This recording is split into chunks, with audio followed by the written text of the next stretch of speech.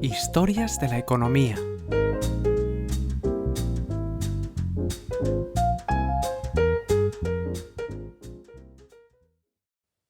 Episodio 36. Historia de las sanciones económicas como arma de guerra y de paz.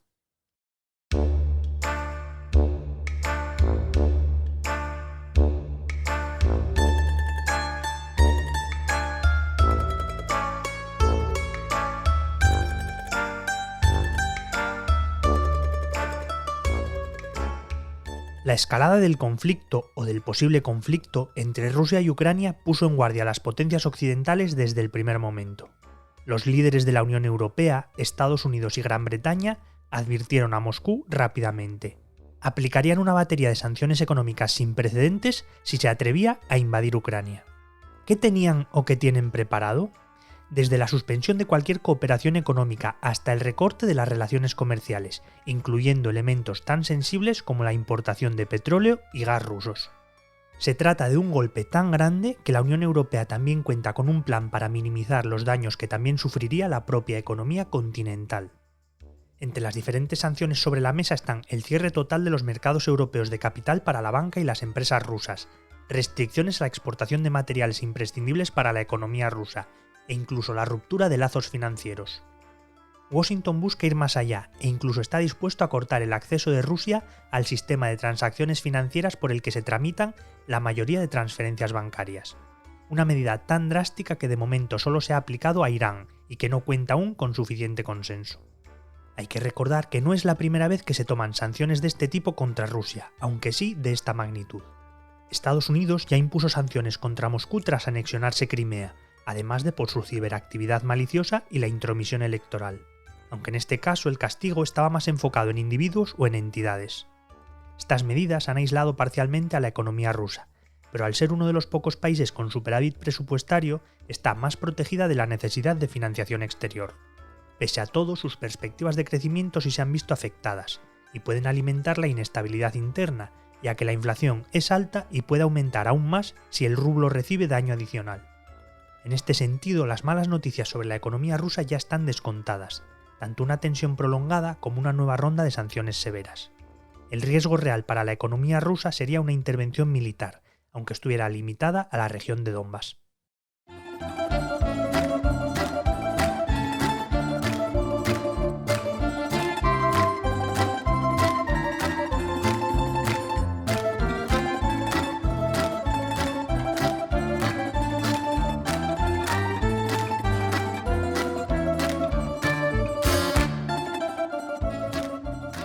Este es el último caso del uso de sanciones económicas como arma de guerra. ¿Pero en qué momento surgen? ¿Cuándo se convierten en un protagonista más de los enfrentamientos militares entre países? A principios del siglo XIX ya podemos encontrar propuestas de sanción contra países dentro de conflictos armados. En 1806, Napoleón, en su enfrentamiento con Reino Unido, prohibió a los países europeos comerciar con Londres, buscando paralizarlo económicamente. El problema es que no pudo hacer cumplir ese embargo, que además era casi más dañino para las naciones europeas que para los propios británicos. En la misma época, y con relación también con la guerra entre ingleses y franceses, Estados Unidos aprueba en 1807 el Embargo Act, una ley con la que busca mostrar fortaleza con las dos potencias europeas con una guerra comercial, pero que solo sirvió para demostrar la debilidad estadounidense, su falta de influencia y su poco peso diplomático. Lastró su imagen internacional y acabó provocando conflictos internos, y generó el caldo de cultivo para la guerra con Gran Bretaña. Thomas Jefferson la eliminó en 1809, en una de sus últimas decisiones como presidente.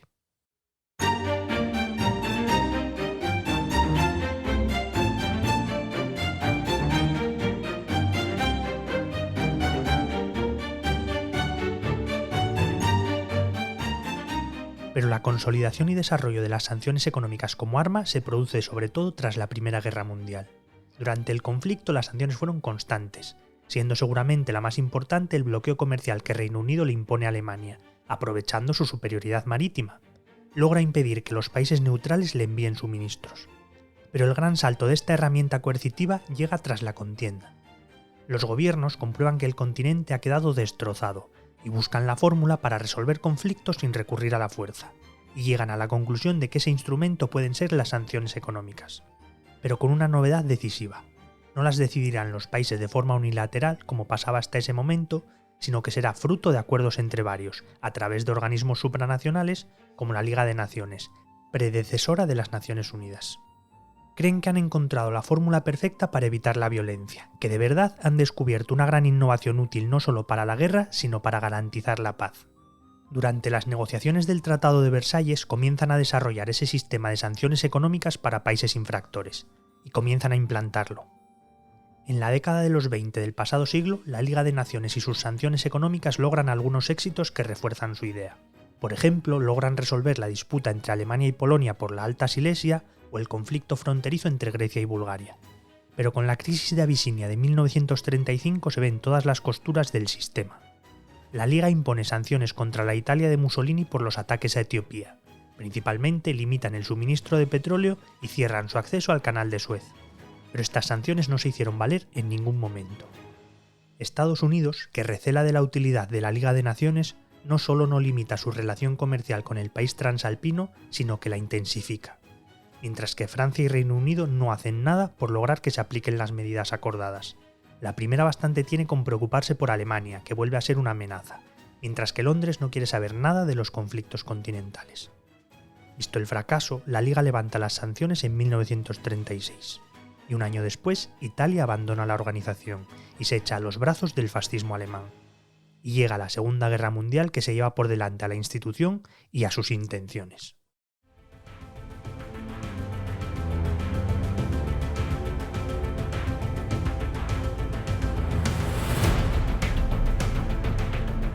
En el enfrentamiento también se imponen numerosas sanciones, tanto en el continente europeo como en el Pacífico como en África.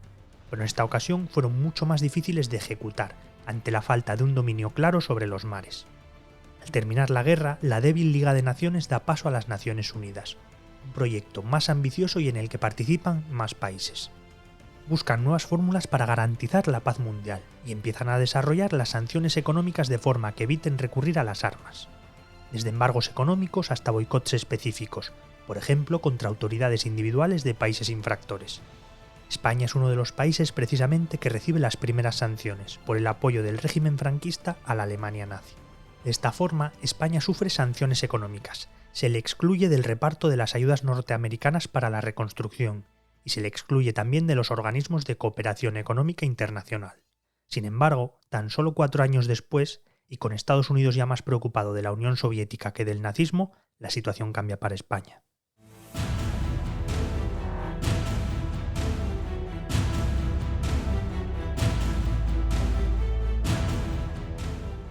En general, pese a las buenas intenciones que pudieran tener las sanciones económicas, no acaban de ser muy efectivas.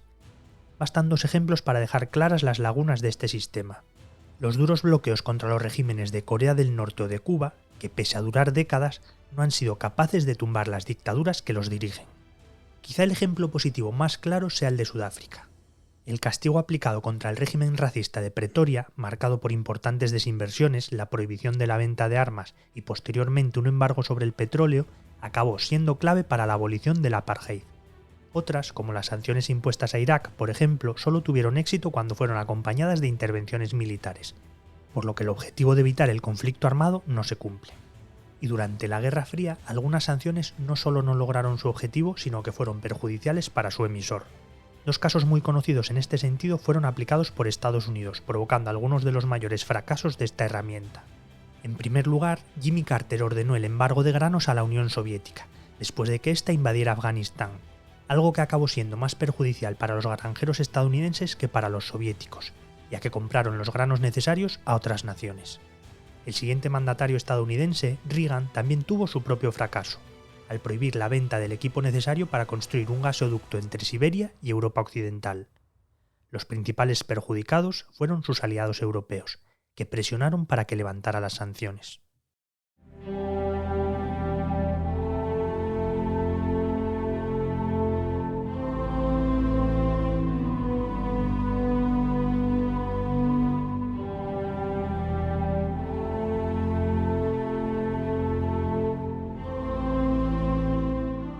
Tras el fin de la Guerra Fría, la imposición de sanciones económicas se dispara, sobre todo por parte de Estados Unidos, que impone casi 2/3 de las que se emiten, y en muchos casos de forma unilateral, lo que le ha valido numerosas críticas internacionales.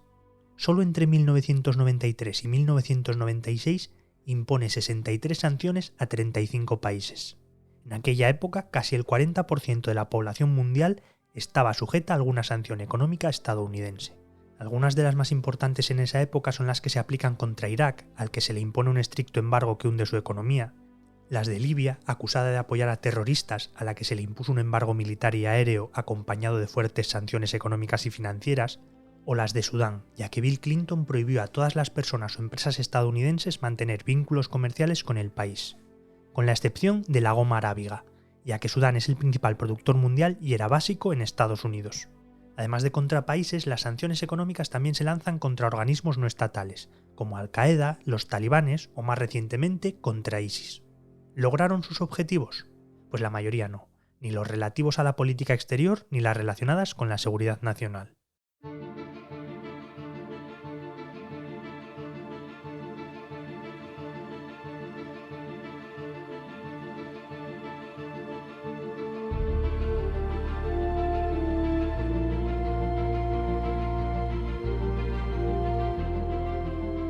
Y las críticas no dejan de crecer contra este sistema.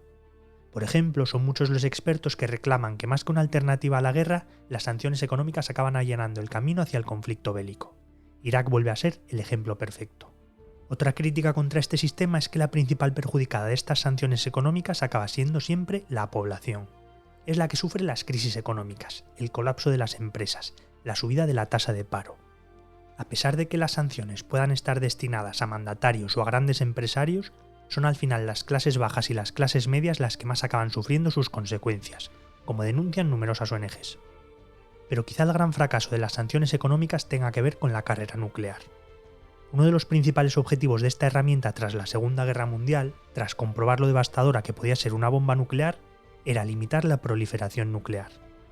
Pero desde los años 70 hemos visto cómo Israel, Pakistán, India y Corea del Norte han desarrollado su propio armamento nuclear. 3 de estos países mientras estaban bajo fuertes sanciones económicas. En la actualidad, la ONU aplica 14 regímenes de sanciones dirigidos a prestar apoyo a la solución política de conflictos, a la lucha contra el terrorismo y a la citada búsqueda de la no proliferación de armas nucleares. ¿Tendrán éxito?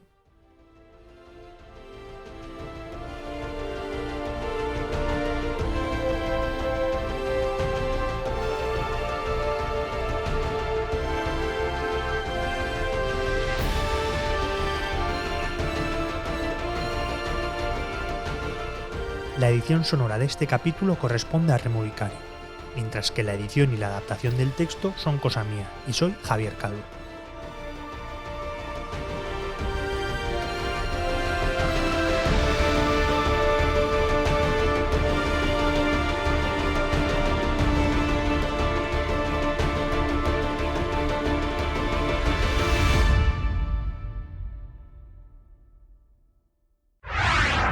El Economista Podcast.